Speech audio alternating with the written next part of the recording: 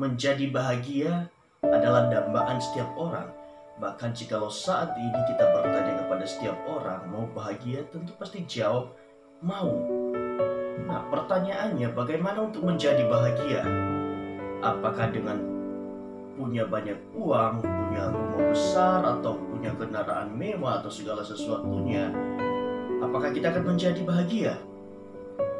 Mungkin bagi sebagian orang, bahkan kebanyakan orang, bisa dikatakan dia akan menjadi bahagia. Tetapi saya mau katakan saudara, itu bukan menjadi standar kebahagiaan. Karena pada umumnya juga walaupun punya segala sesuatu yang diharapkan, tapi belum tentu bahagia. Nah, ada dua kategori. Ada yang memang yang bahagia, kebahagiaan yang sejati. Tetapi ada juga yang terlihat bahagia.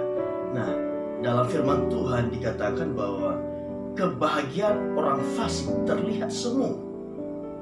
Nah, kebahagiaan ini bukan semata-mata kita dapatkan karena mempunyai sesuatu. Kebahagiaan yang sejati bukan semata-mata karena kita mencapai sesuatu apa yang kita inginkan.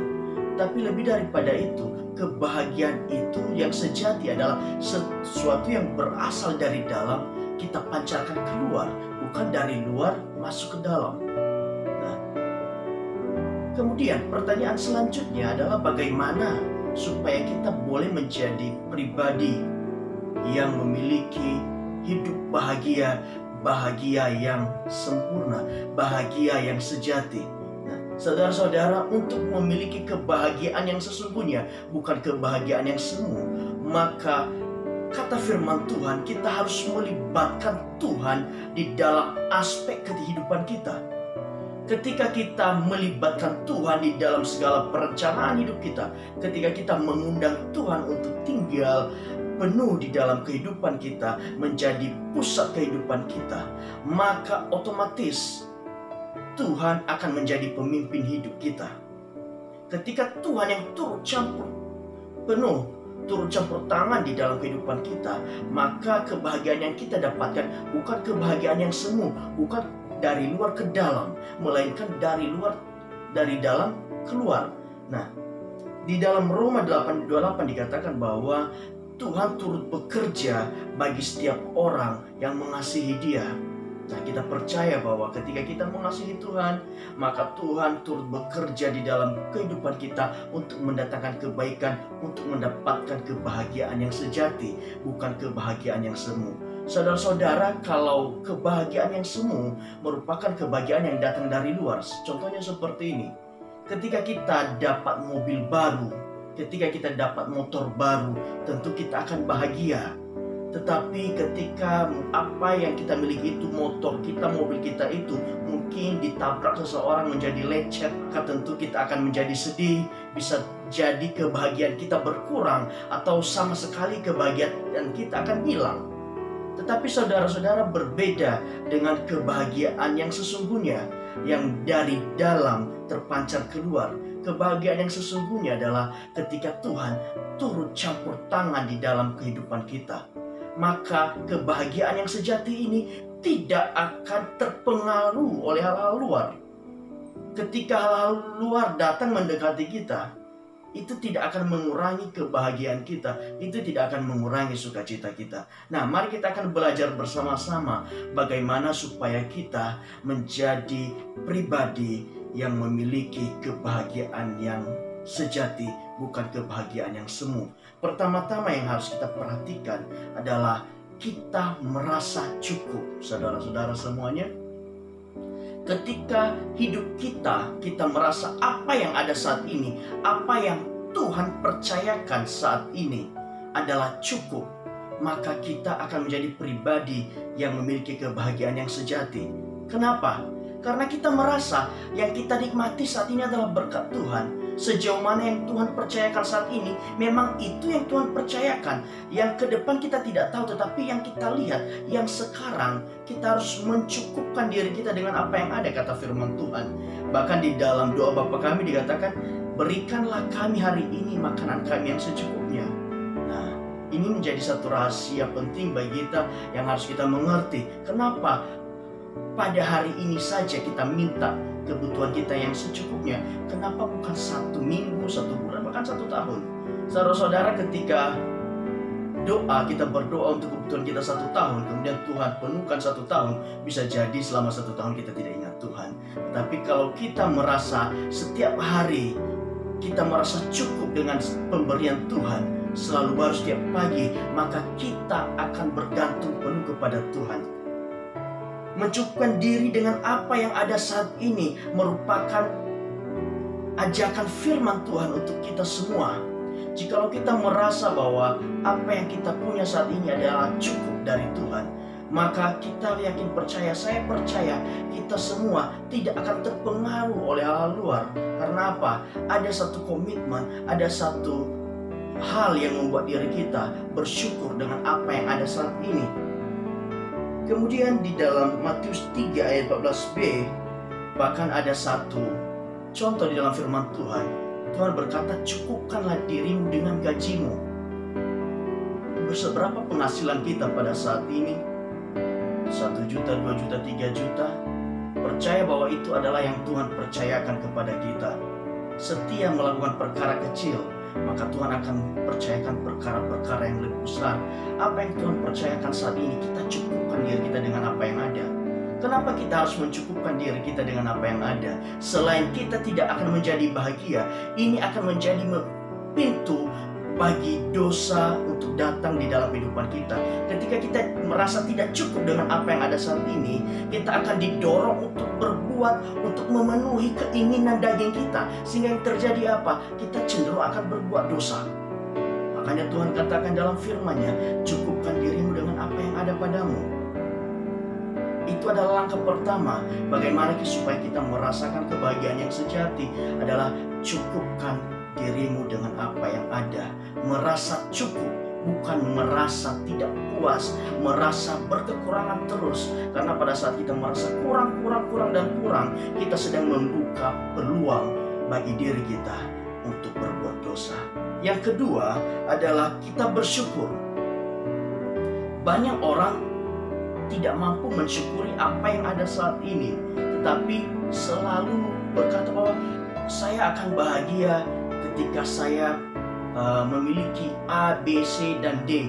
Sedangkan kita sudah mempunyai sesuatu yang dipercayakan Tuhan. Contohnya kita sudah punya motor, maka kita akan berkata, saya akan bahagia ketika saya punya mobil. Ketika kita punya mobil, kita akan berkata lagi, saya akan puas ketika saya mungkin punya jet pribadi.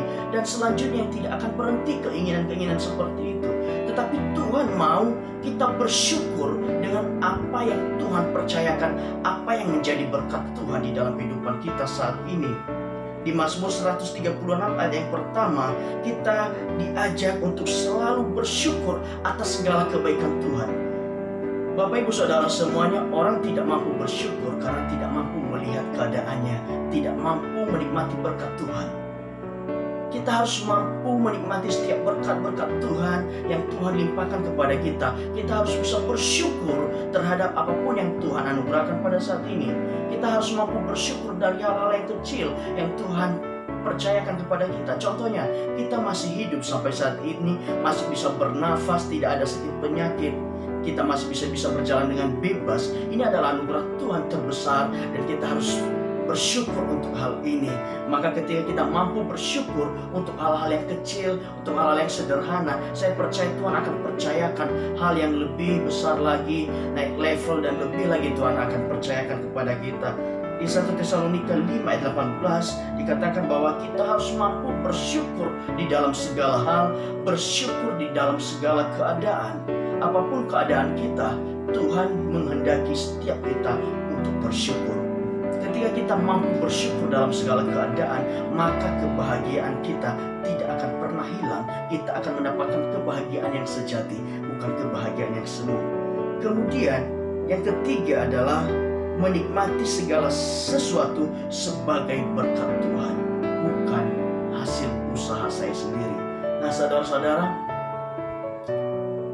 beberapa orang ketika mencapai segala sesuatu, ketika tidak di dalam Tuhan, dia akan berkata seperti ini, oh ini adalah hasil usaha saya, ini adalah hasil pikiran saya, hasil kepintaran saya, hasil kerja keras saya. Tetapi kita yang percaya, kita yang mengundang Tuhan di dalam kehidupan kita untuk turut bekerja, saya percaya kita mempunyai cara pandang yang berbeda. Kita akan berkata bahwa saya boleh ada sampai saat ini semuanya karena anugerah dan berkat Tuhan. Apa yang saya dapatkan saat ini, apa yang saya peroleh saat ini, apa yang saya nikmati saat ini, semuanya berkat Tuhan, bukan semata-mata hasil usaha saya sendiri. Nah, saudara-saudara, kita akan mampu bahagia, kita akan memiliki kebahagiaan yang sejati ketika kita mampu berkata bahwa segala apapun yang kita punya bukan merupakan hasil usaha saya sendiri, tetapi karena berkat Tuhan. Mari kita berpikir, saudara-saudara, apa yang kita miliki saat ini itu adalah berkat Tuhan, itu adalah kepercayaan Tuhan. Kita punya rumah, itu adalah berkat Tuhan, bukan hasil usaha kita sendiri. Kita punya kendaraan, kita punya apapun yang kita miliki, kita punya keluarga, kita punya istri, itu adalah sesuatu yang harus kita syukuri kepada Tuhan. Dan itu adalah berkat Tuhan yang harus kita mengucap syukur. Sehingga dalam segala apapun yang kita nikmati, pakaian yang kita pakai, sepatu yang kita kenakan, kendaraan yang kita miliki, semuanya berasal daripada Tuhan. Maka saya percaya, saudara-saudara, ketika kita mampu memiliki pikiran seperti ini, maka kita akan siap dalam segala kondisi yang terjadi dalam kehidupan kita. Sehingga apapun yang terjadi di dalam kehidupan kita tidak akan mampu mencuri kebahagiaan yang Tuhan taruhkan di dalam diri kita.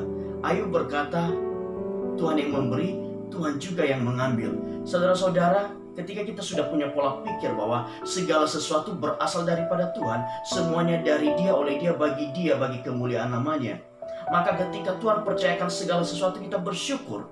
Tetapi ketika suatu saat mungkin Tuhan ambil sesuatu yang sudah dipercayakan, kita juga tidak akan merasa sedih, tidak akan menghilangkan sukacita kita, karena kita percaya apapun yang ada sampai saat ini semuanya adalah berkat Tuhan. Sehingga kita mampu menerima segala keadaan ketika Tuhan kasih, dan ketika Tuhan ambil kembali, kita akan berkata, Tuhan yang memberi, Tuhan yang mengambil, terpujilah Tuhan. Nah, saudara-saudara, ketika kita mampu berpikir seperti ini, maka saya percaya saudara dan saya, kita akan memiliki kebahagiaan yang sejati di dalam diri kita. Selanjutnya adalah yang poin keempat, itu hidup di dalam firman Tuhan. Poin pertama, kedua, dan ketiga tidak akan mampu kita lakukan kalau kita tidak hidup di dalam firman Tuhan. Orang yang hidup di dalam firman Tuhan akan mampu bersyukur. Orang yang hidup di dalam firman Tuhan akan merasa cukup dengan berkat Tuhan. Orang yang hidup dalam firman Tuhan akan merasa apapun yang dia miliki, apapun yang dia nikmati saat ini, semuanya berkat-berkat Tuhan. Nah, untuk itu poin keempat ini menjadi satu kunci untuk kita boleh menjadi pribadi yang memiliki kebahagiaan yang sejati, yaitu hidup di dalam firman Tuhan. Kita hidup sesuai firman Tuhan, saudara-saudara semuanya. Di Mazmur 1 ayat 1-3 dikatakan, berbahagialah orang yang melakukan firman Tuhan. Saudara-saudara, ketika kita hidup dalam firman Tuhan, melakukan firman Tuhan, melakukan kehendak Bapa di sorga, maka engkau akan menjadi orang yang berbahagia. Hidup bahagia itu simpel. Tinggal di dalam firman Tuhan, menjadi pelaku firman, maka kita akan merasakan kebahagiaan yang sejati yang Tuhan berikan. Di Mazmur 1 ayat 1-3 ini menjelaskan bahwa ketika kita mampu menjadi pribadi yang hidup dalam firman Tuhan, maka Tuhan akan limpahkan juga berkat-berkatnya atas kehidupan kita. Bahkan di ayat yang atasnya lagi dikatakan, orang yang bahagia itu tidak berjalan menurut nasihat orang fasik, tidak berdiri di jalan orang pencemooh, dan juga tidak hidup di dalam kumpulan orang berdosa. Nah, ketika kita mampu hidup dalam firman Tuhan, tentu ketiga poin yang sebelumnya kita mampu lakukan. Dan terlebih daripada itu, kita punya kebenaran yang harus kita pegang di dalam hidup kita. Untuk menjadi orang yang bahagia, tinggallah di dalam firman Tuhan. Kenapa? Ketika kita tinggal dalam firman Tuhan, kebahagiaan itu bukan dari luar ke dalam, tetapi dari dalam kita pancarkan keluar. Kasih Yesus kita pancarkan keluar. Jadi apapun yang ada dari luar mencoba mempengaruhi kita, tidak akan mempengaruhi sukacita dan kebahagiaan kita. Yang terakhir, poin kelima, untuk mendapatkan kebahagiaan yang sejati, saudara-saudara, tetaplah berada di dalam hadirat Tuhan.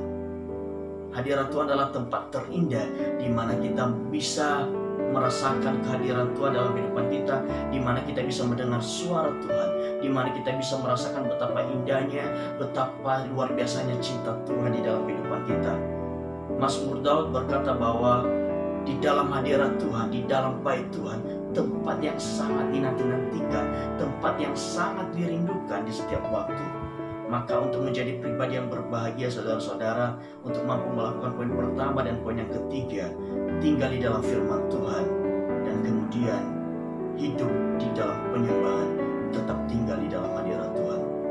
Mari kita menjadi pelaku-pelaku firman, karena ketika kita melakukan firman Tuhan, maka kebahagiaan itu bukan dari luar ke dalam,